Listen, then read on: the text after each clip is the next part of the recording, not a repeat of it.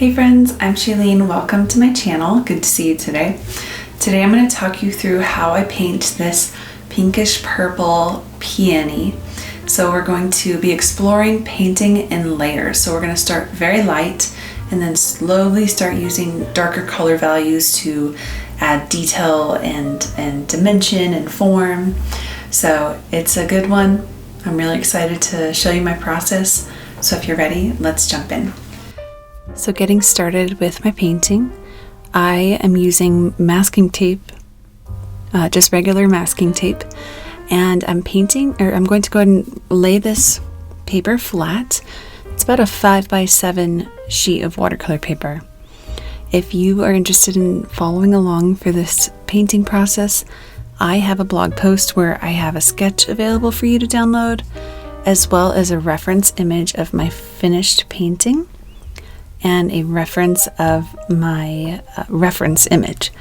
And the colors that I'm using today are quinacridone red, Winsor red, green gold, and ultramarine blue. So the purpose of this painting process today is I want to talk to you about painting in layers and why that's important, why I paint in layers, and how to do it. So I got started here by using a very diluted or very watery mix of quinacridone red, which is kind of my nice pink color you're seeing here. And so to get the color that I'm using here requires a lot of water. So it's probably 10% paint, 90% water. Maybe those ratios aren't perfect, but you understand it's a very, very small amount of pigment in the ratio to water. And I started by doing just a mostly smooth layer of that light pink. So it looks very flat, pretty one-dimensional. So we're just starting with the lightest value that we see in our painting. We'll start there, wait for it to dry, and then we'll come back and start adding depth. So once that's mostly dry, I move on to my leaves. So I'm using this beautiful color I love called green gold. And green gold is one of my new discoveries this year that I am obsessed with. I love this color. And so it's kind of like a greenish yellow, I would say, like a very fresh, it's like the perfect color for leaves that are in the sun, I think. So I'm using that color and I'm just doing a smooth layer of paint, kind of this, we're calling this a wet on dry layer of paint here. So just keep it smooth, all about the same color. Again, it's kind of that 90-10 or 75-25 maybe, pigment versus water. So it's very light and it's very even to get started here. So what you're seeing here is the first layer of leaves and flower petals.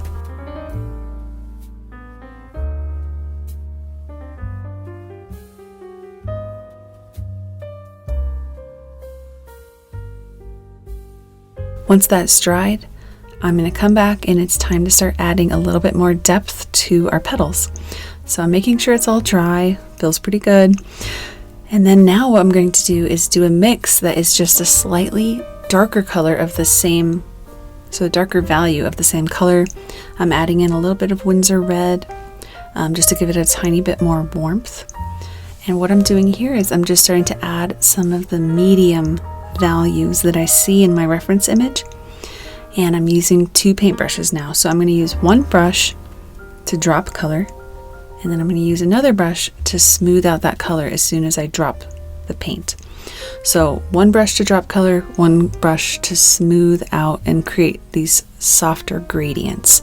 And this is my painting process. This is how I paint almost all of my paintings, especially if there's a lot of detail.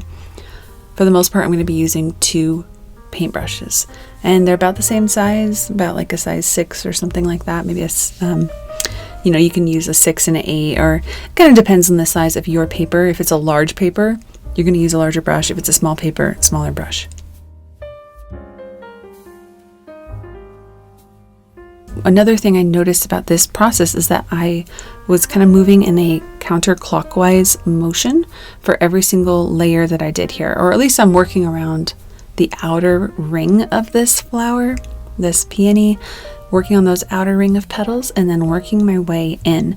And I think that that's a helpful way for me to work. I don't know if that's helpful for everybody, but there's just so many petals in this painting. There's so many details.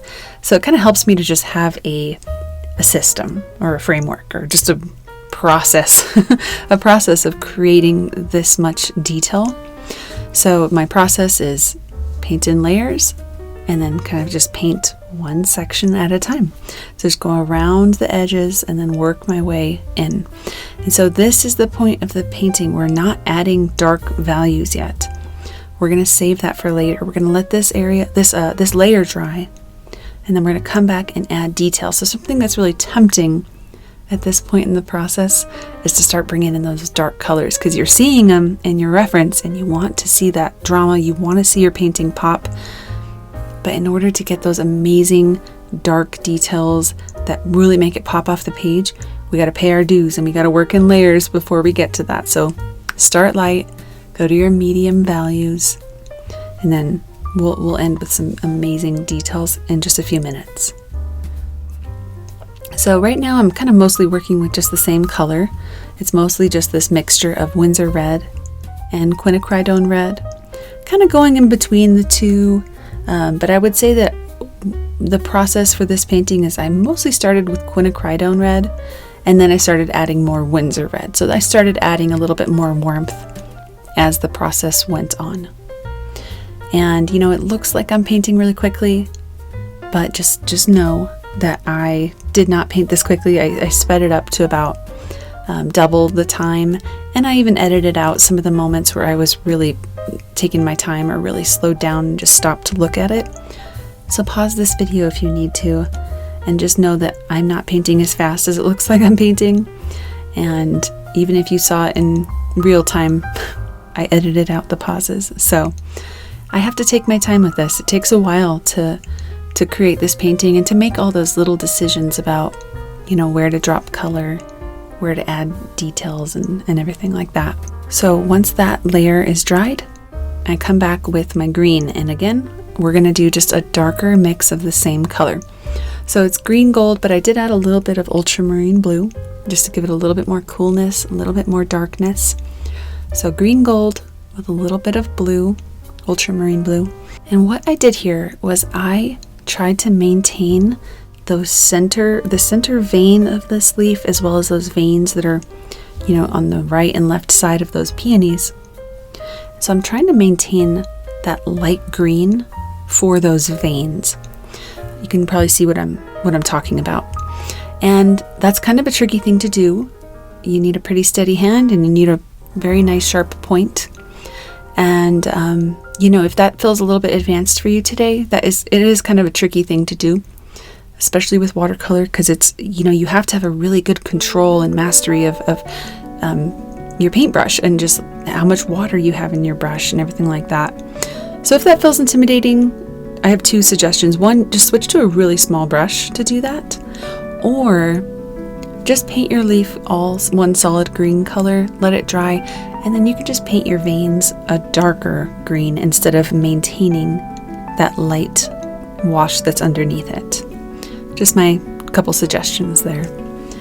So here you can tell I'm kind of getting a little bit more into the details here, but I am trying not to go too dark. So these are more the medium values, the medium greens. Later we're going to come back with some super dark green for those last really dramatic dark moments. So again, like I did with the flower, I'm trying not to go too dark here. And again, on this side, I'm trying to maintain those veins so that they're that light green color that's shining up from the bottom layer.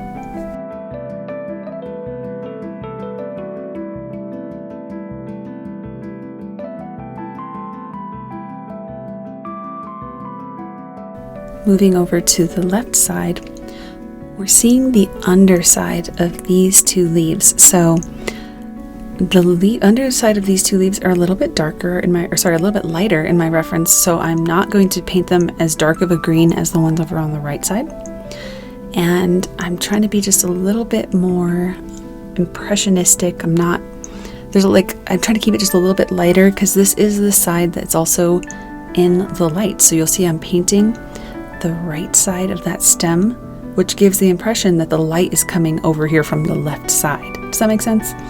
So that would make sense that the left leaves over here are going to be lighter than the leaves over on the right side.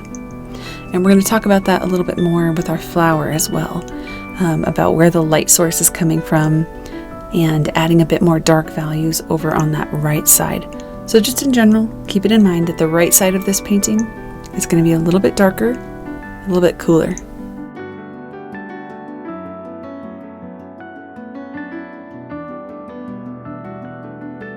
Okay, third layer here.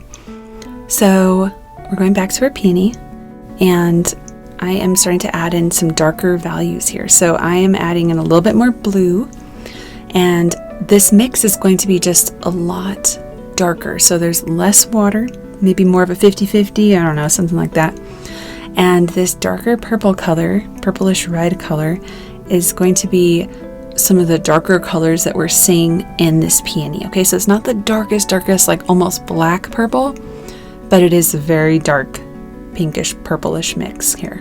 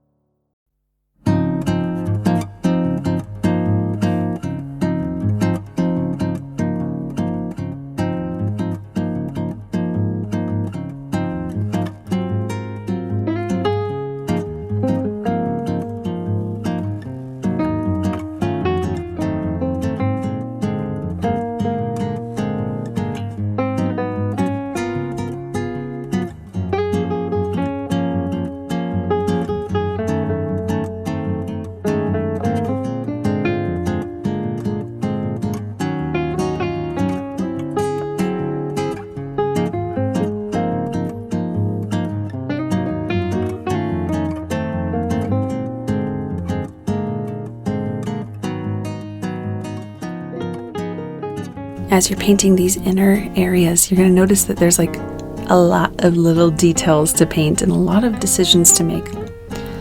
So as I mentioned, pause, step back or squint your eyes to make these decisions. And just remember, just one section at a time. Take it one section at a time and try really hard to maintain the light. We are going to add some very dark values to this painting, but we don't want to lose all of those amazing light moments.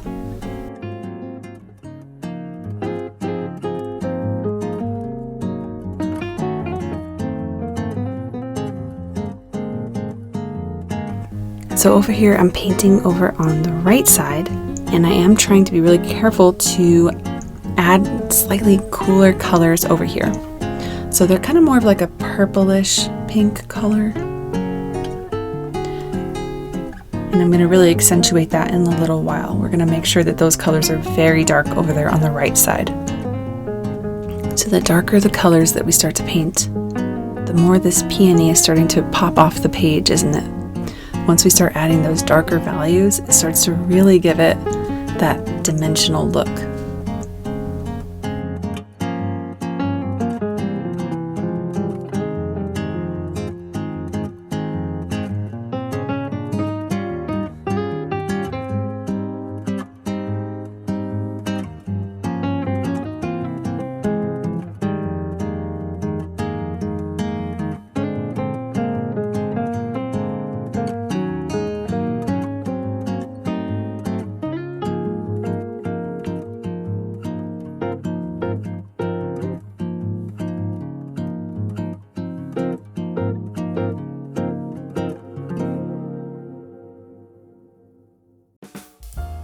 A skill that you need to learn as you're painting flowers with a ton of petals is to learn what you can eliminate.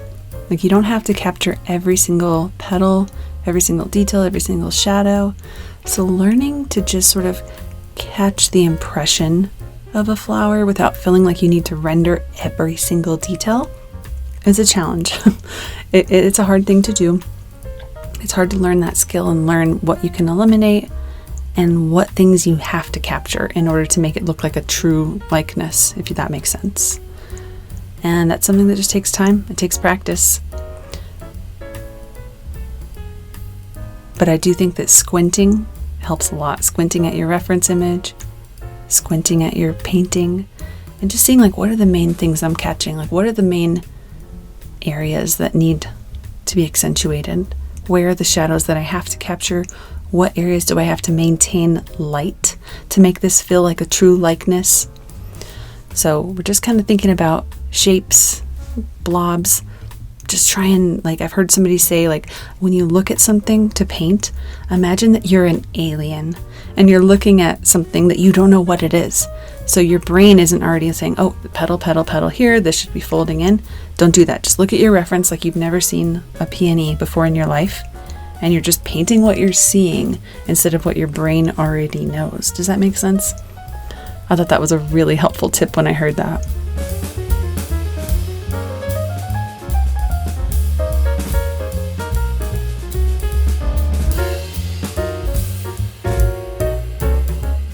So now we are moving on to our final layer of color for our leaves. So we're doing a very, very dark mix of green gold with a little bit of ultramarine blue. So we're going to get a very, very dark greenish blue mix to use here.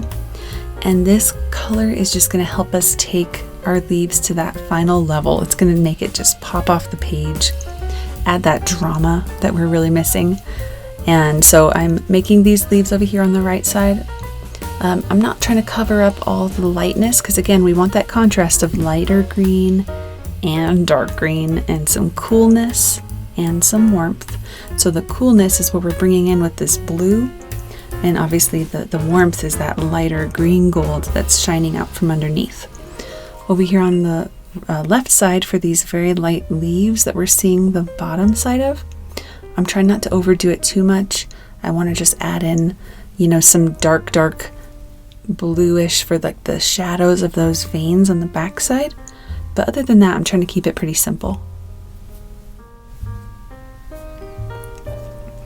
Okay, so our final layer on our flowers. Okay, this is the grand finale, and this is also the hardest part of this process. Okay, our peony is looking pretty good already, isn't it? Like, there's already a lot of depth, but we are going to take it to that final level. And the way to do that is to add in the really, really dark, almost like black purplish pink here. So I'm going to use one brush to drop color and another brush to smooth it out, working from the outer ring all the way around, and then I'll work my way inward and paint all of those details.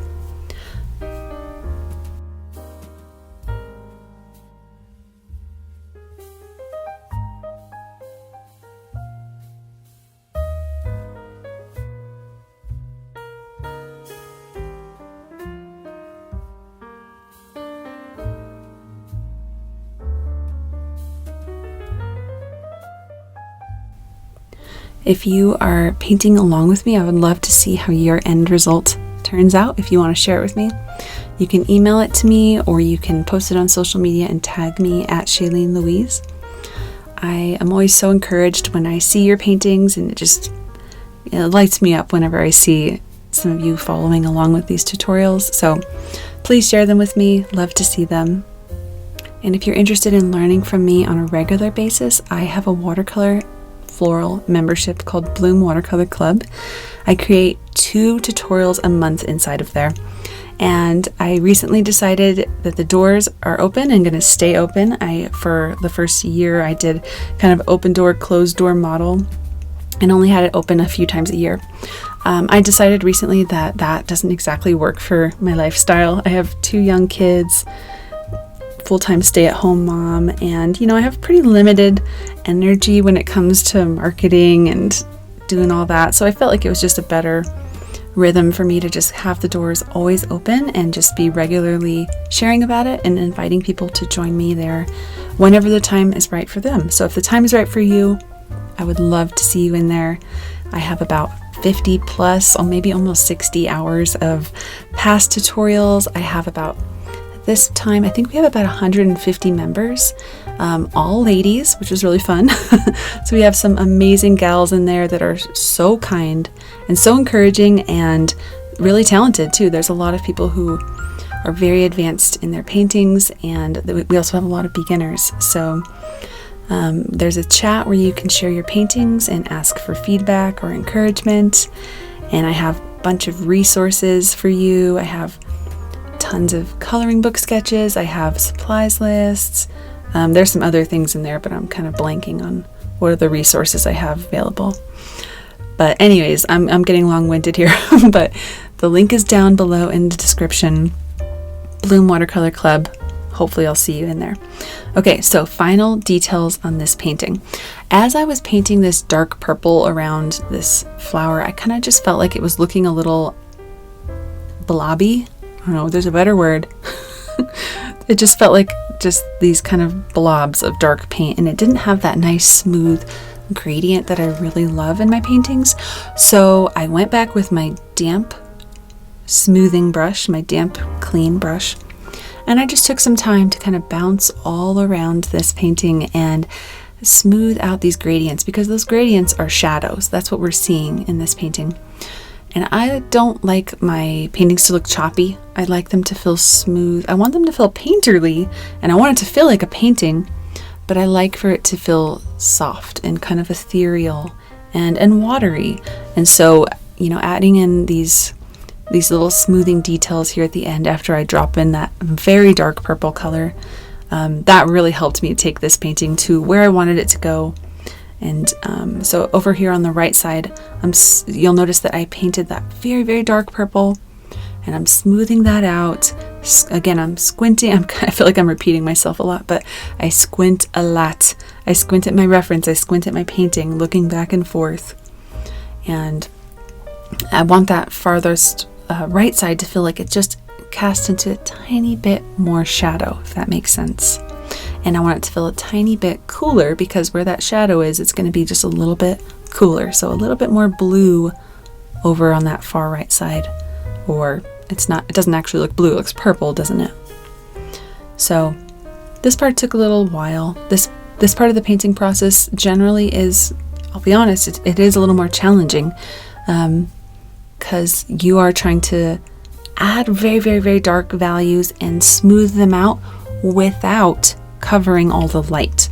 So that's the challenge. That's the dance you have to play here. We have to maintain that light, or else it'll look just like a dark blob, right? We want to maintain all those lights. We want to maintain moments of warmth, and we want to add in these dark, cool moments as well. So that's the balancing act here. So use your smallest brush here, or use your brush that has a nice clean tip. I'm still using my size 6 here, but this brush has a really great sharp point to it, so I'm able to do all those little intricate detail work that I love to do.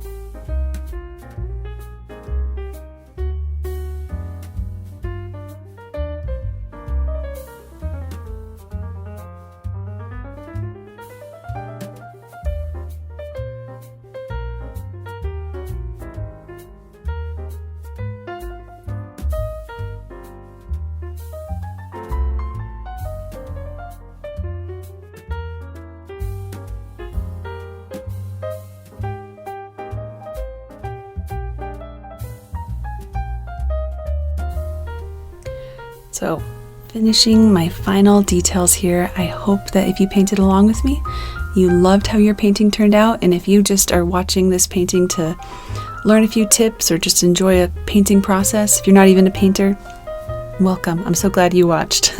And I'll be back again soon with another video. And I want to thank you guys so much for being here today. I'll see you soon. Bye-bye.